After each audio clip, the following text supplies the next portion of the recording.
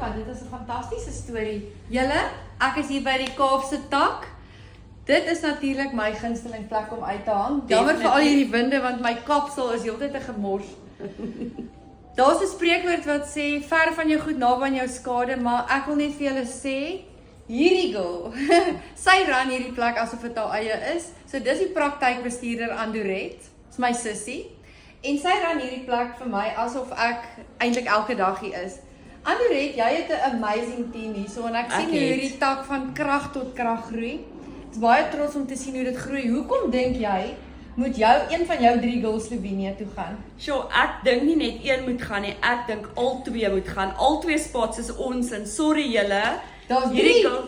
Is daar 3 spots? Nee, daar's 3 spots, maar wil jy 2? Nee, 2 girls van my, niemand anders gaan nie. Een van my, ek het 3, definitief 2 gaan. So ek glo net hierdie team van my is ongelooflik. Niks is vir hulle te veel nie.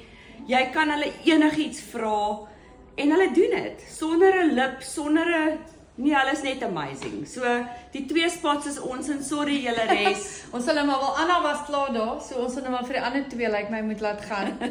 Hoorie so nee, die gees hier is net fantasties. Ons is dansende, lagende en die kliënte net love it hier in die W&I Waterfront. So ja, julle moet tak toe kom en julle moet kom stem vir Andoret se team.